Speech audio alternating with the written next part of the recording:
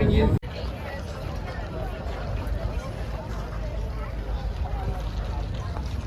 It's defence industry, everyone's here, it is the event to be at. Avalon International Airshow. There's no show like the Here we go. Airshow. Ladies and gentlemen, to your right we have the start, the commencement of the MXS versus the V8 Supercar. Will Brown in the V8 Supercar, Matt Hall in the MXS. Matt is off the ground, building up speed, keeping low. But Will at the moment has the to actually reach a particular height, a couple of manoeuvres to come back down. Will be up the runway and Matt has to chase him down. So here we go, Tony. He's going to get in. The V8 Supercar. Oh, this is going to be close. This will be... It might be the V8 Supercar. I think it's the V8 Supercar. No way! If you missed that to stage right, the V8 Supercar did it in a canter by the length of a Flemington straight. Matt is not going to be happy with that at all, if we know Matt. What's it like to work with Matt, Katie? Well, Matt is first an officer and a gentleman of the Royal Australian Air Force. That is something that has stuck with him and That's a photo opportunity, ladies and gentlemen. Cameras at the ready. It's not often you will see an MXS aircraft, or any aircraft for that matter, that close to the rudders hard there. There we go. His debut race in Repco Supercars. He was at Sandown in 2018. He is currently leading the Repco V8 Supercars Championship after 6 rounds. And he has several top 10 finishes, and he won the Melbourne Super Sprint, which was held with the F1 GP just a couple of weeks ago, Tony. Katie, how is Matt flying upside down? everyone loves a donut. There will be smoke. Absolutely fabulous stuff. Will is actually also a pilot, and he has his own plane. He has a Lancer, and he flew his Lancer back to Toowoomba from the Australian Grand Prix round in Melbourne just recently. And we should point out it is thoroughly legal off-street drag racing that we're seeing here today. We have all the permits. Matt? Yeah, so we sit there on response. We do active patrols as well. So.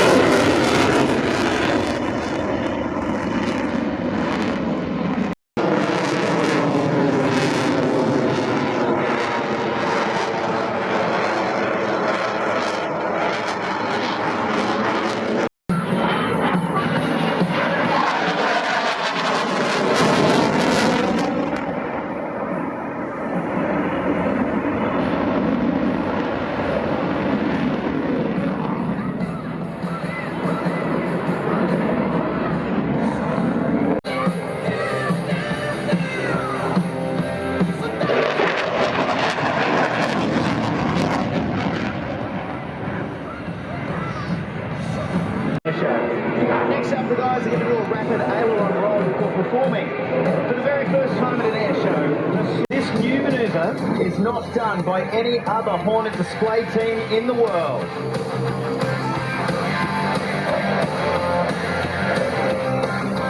Ladies and gentlemen, for the first time, the slow loop.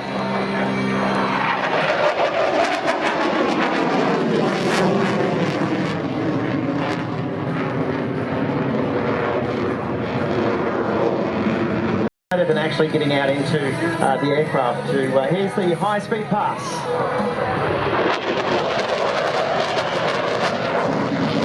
Loadout, which includes 2 short-range heat-seeking missiles on the wingtips and 2 long-range guided missiles on the wing pylons.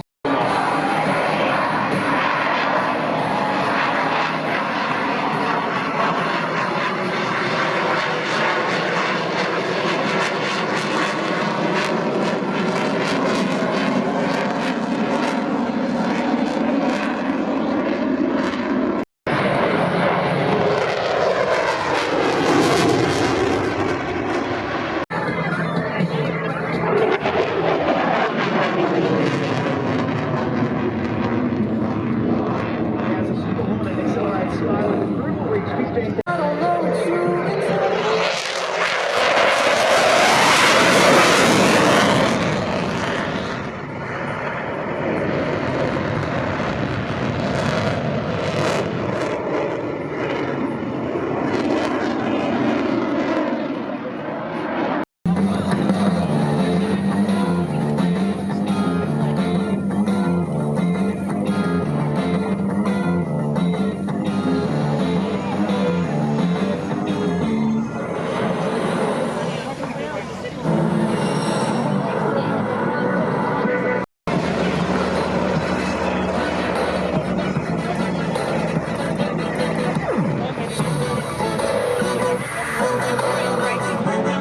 Spitfire, but we know I find similar types and it's amazing. Very It's one of the great spectacles of the air show. Thanks so much for giving us some of your time. And congratulations. Thank you very much. Over to you. Thank you, guys. Thank you, Michael Veach, Wing Commander Neil, Squadron Leader Neil White. He is a Seawhawk display pilot and also a qualified flying instructor. Lieutenant Michael Ski, welcome. Thank you for having me. Now, you have been flying this aircraft for quite a long time, and you were very fortunate enough to make some promotions to this jet, and we're very jealous. Where did you go to? Yeah, I was lucky enough, so it's been nearly 10 years since I've been flying the Hawk, and did my conversion for a year in America, down in Florida. So it was a nice little treat to do that, and then been operating out of Nowra now for the last 9 years, living in sunny Jervis Bay. So the MH-60 trades for the Navy and aviation. Its primary design is a submarine hunting helicopter, but we can quickly reconfigure it to be surface warfare. We put 4 Hellfires on the side, 50 cal machine gun, or we can go for search and rescue, utility operations, and yeah, everything in between. So very capable. It's a battlefield helicopter, robust as, yeah, we love to get it. You wouldn't say it's going to win a beauty contest in a heartbeat, but the big ball on the front, what's that? Yeah, so essentially we've been having 13 variants of Black Hawk helicopters since the end of Vietnam, and each year they bolt something new to it. So it is littered with sensors and bits of kit. On the front we've got our forward-looking infrared. For national emergencies, we get roped in all the time too. So over the last few years, unfortunately, there's been lots of fires, explosions, stuff like that. We'll help out where we can. And we try to make it as light as possible, and we've been instructed on those roles too. Now, obviously, there's not just the pilot for it. Some of the different Our standard crew, which we operate tactically, so we have the aircraft captain, who's in charge of safety of the overall helicopter, sits in the front right. In the front left, we have aviation warfare officers. That's our mission command. All the way up into, we call it the avoid curve, because it's not ideal if we have a single engine failure, but we quickly dive down out of that to position for the running landing. And Mardo, the display pilot, is a motorcycle enthusiast, so a running landing only on runways on a ship. It's all single spot maneuver. Sometimes it is nice to see how the engines and motor heads are performing also, so that's what they're there for, not necessarily the backwards flying that we do in the display. When you're not going backwards, you're going forwards, what sort of speeds can we do? Yeah, all helicopters generally get up to about the 300 km/h mark, and you're no different. The problems we have that affect that maximum speed is when we bolt on all those weapons and make the aircraft quite dirty. There's Marta demonstrating the wheelie now. So he'll hold that attitude up there and pretty much hold it on that rear tail strut, and then let the helicopter naturally start coming backwards. And he moves into what's called the Hollywood takeoff. So you'll see this in nearly every Hollywood movie is the normal departure for a pilot, but you'll probably only see it today with the military aviator doing this. Again, we like to take off in the direction we can see. So it obviously contains some armament as well. Talk us through a bit of that. Yeah, so our normal for anti-submarine warfare, for firing the submarine, we'll have 25 sonar buoys that we can fire out, both passive and active, to beat the US Navy has put on the helicopter. Am I right in assuming that this is the final pass? Yeah, so we've got K-17.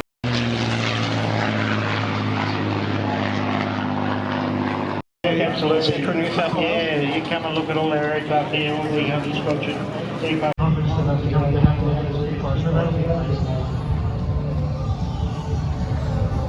We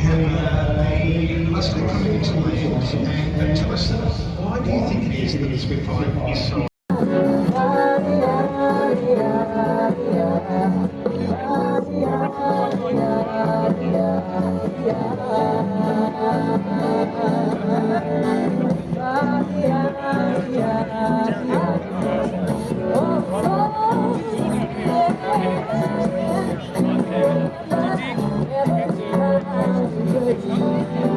Doing about 50 to 60 kilometres an hour. Now Paul's coming through in this J3 Cub Viper and will attempt to land on the roof of this. Here we go. Oh, he's touched and not like that one. So bit of a test run, and probably for the crowd because they've come in early there and he caught us out, but that's what we're looking for. So the idea is for Paul to come in, they're communicating with the truck driver at the same time, and to try and align that area coming from, he drops down in a typical stall type of landing setup, and here we are again, we're just watching now, and it's about the communication between the two. That Chevy, I can tell you, has the stickiest throttle this side of the black stump, and to get it right, is he going to bring it in? It looks like Avalon. Oh, look at that. He's got the two wheels on, but he's got to hold it back. He doesn't want to go up and over the front, right? That's right. There's a little divot there where those wheels drop in, and you'll see Paul will gently now. I think the crowd, if you're out there, make some noise. Put your hands together. We're bringing Barnstorming back on the 25th anniversary here at the Australian Airshow. Do a formation close to other paratroopers and land on that ground with pinpoint accuracy. And these guys are displaying those sorts of skills are on display right now. There will be fire equipment. They're coming in at a high speed, so the art would be in the landing, no doubt. They're, of course, very skilled at that. They will immediately go into action with their pre-signed roles of securing the airfield.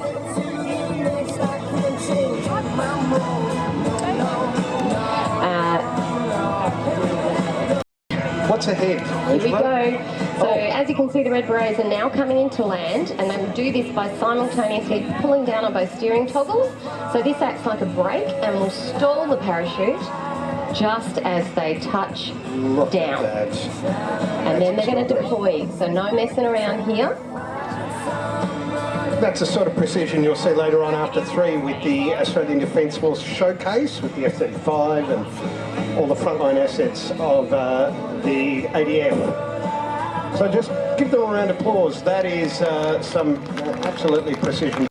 Two of our top-range fighters for the Royal Australian Air Force, of course the F-35A Lightning II and the FA-18F Super Hornet of 1 Squadron. And while we get underway here with the Australian Defence Force showcase today, we also have to say happy... I think we go back to nepotism that we talked about. So, key is, so for Chris, he was a former full-time Air Force pilot, so thankfully he had that involved through reserve once he left the airline. Mustang for coming up 35 years now, so just that long, close linkage. And then when Tomorrow generously donated its... So if you listen out, folks, you'll hear that wonderful pair of the Rolls-Royce Merlin engines in the Mustang leading the Spitfire on a ground attack pass by the aerodrome.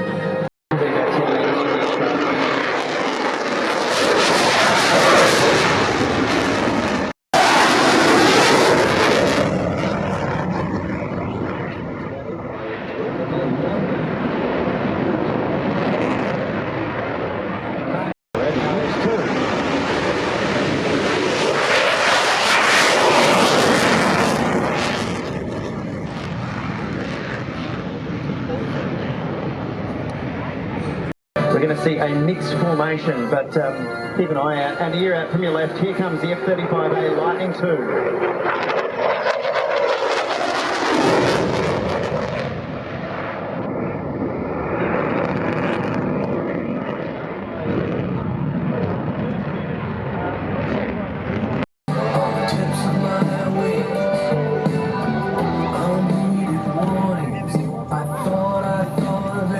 This will make an iconic photo. First generation? It's a fifth generation. I don't think there was a generation before. On the right. Now that is absolutely spectacular.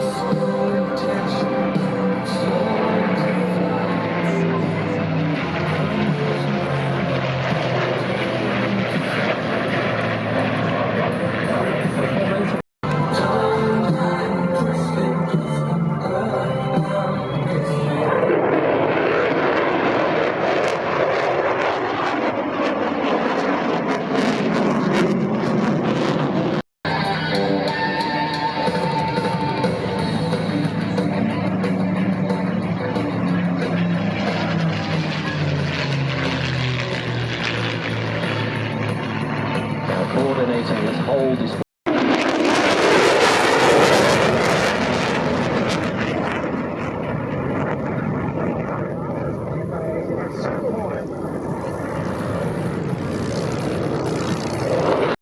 MXS-R, the Romeo variant of the Seawhawk, and this is showcasing how our maritime assets work together in the airspace. The P8 Poseidon can fly as low as 100 feet over the ocean. We wouldn't normally see them over land, and of course the Seawhawk Romeo with a structure of the P8 Poseidon. Can't think of a better word to say there, but it's a commercial aircraft off the shelf. Australian Defence Force. It's our anti-submarine, anti-surface search and rescue helicopter. It really is a true multi-role helicopter.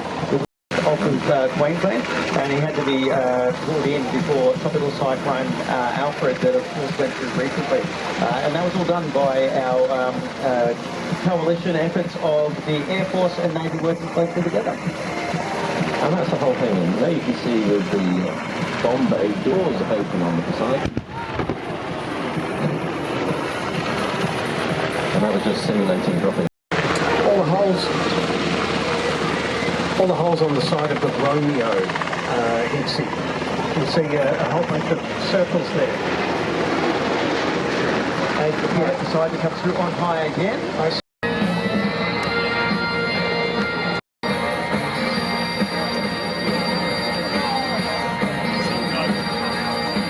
So on your right, you'll see the KC-30 coming through in a simulated fuel dispense with two F-35s and a Super Hornet. Now the Super Hornet is not actually capable of refueling from the boom, so he's just lined up astern.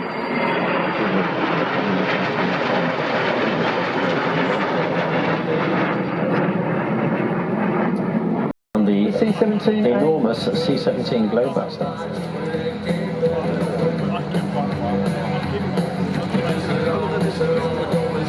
So this aircraft is quite capable of landing on an unprepared strip, so it can land on grass.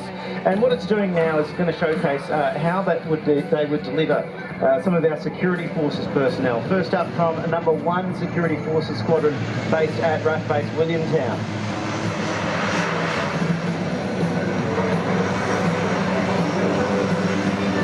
Today, the C-27 is flown by Gareth Gordon, aka Gordo, who graduated pilot's course in 2006. He flew the Caribou until 2009.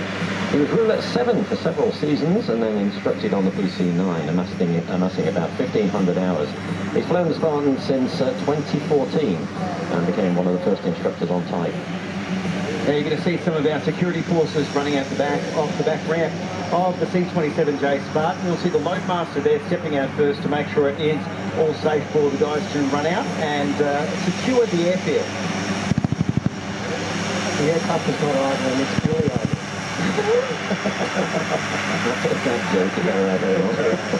Joking today. So this field, right, you're going to see some of our fast jets coming through to protect the airfield as well.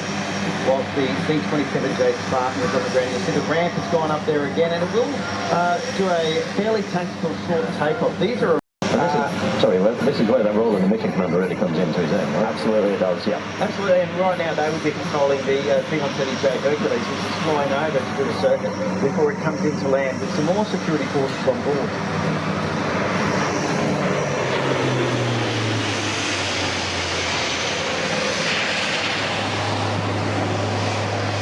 Just on the south of the runway, there's some smoke. It presumably is there to identify where the Airshow 130 is going to land.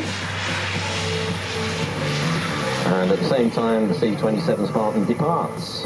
As you said, C-27 has most notably conducted almost continuous deployments in the Southwest Pacific, including PNG, as it should do. And you'll see our F-35A Lightning IIs coming through from the right.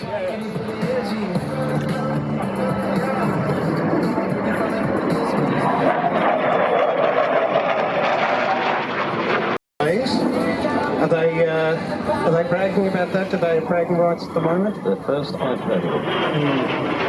Which is on display here. It's a beautiful looking aircraft. It's secured an airfield? That's right. So basically, this is one security forces squadron. So their role is to secure an airfield to make it safe for aircraft to land.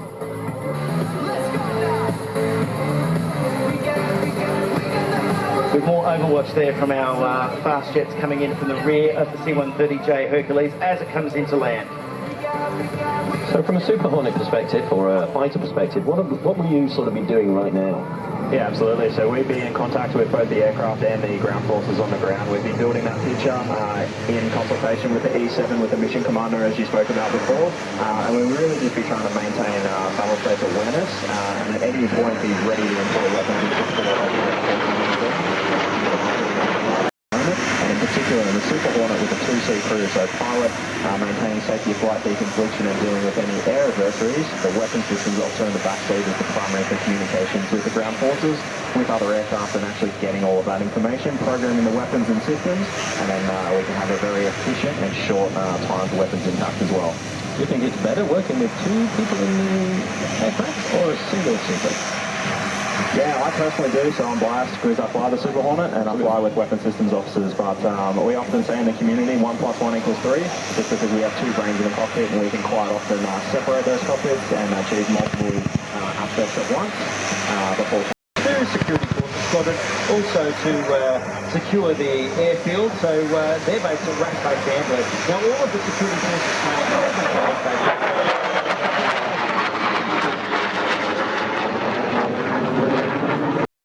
Hercules.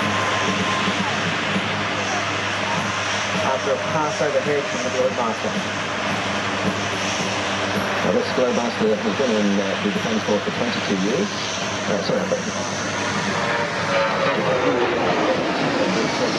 He's been in Defence for 22 years. His name is Squadron Leader Bert Taylor.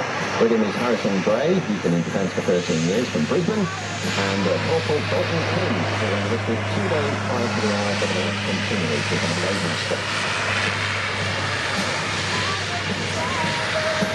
There's more Overwatch happening right now from... Absolutely, so that'll be the primary person that is calling in that strike and is passing the information of where the friendly forces are. So really critical person in this Overwatch mission where we are using all of our AMG assets, but yeah, definitely always having a JTAC person on the ground. Now just watch how quickly this massive machine can start.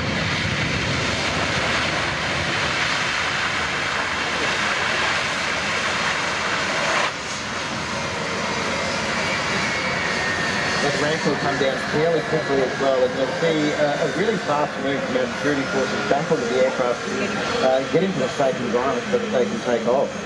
It's already reconfiguring for takeoff, so you'll see that the flaps, which were providing a huge amount of additional lift, and now redeploying it into the wings. The spoilers on top of the wings will basically go back into the wing, and at the same display and actually get symbology of exactly where they are, so we can be very precise with friendly forces, and it is very important as well. So you'll hear the engine shooting up in the C-7 now.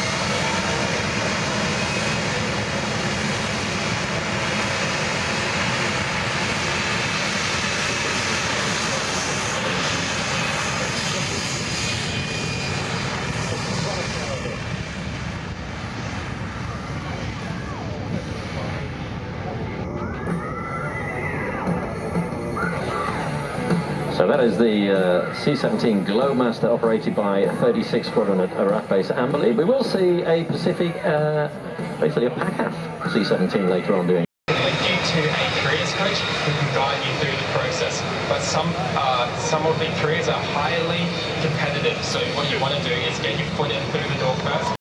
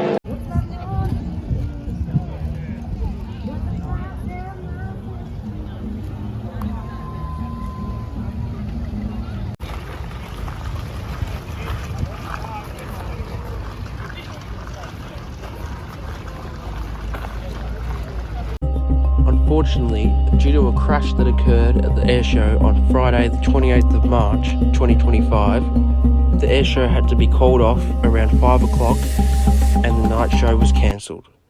The pilot of the plane that crashed is currently recovering in hospital. Best wishes to him and also his friends, family and colleagues.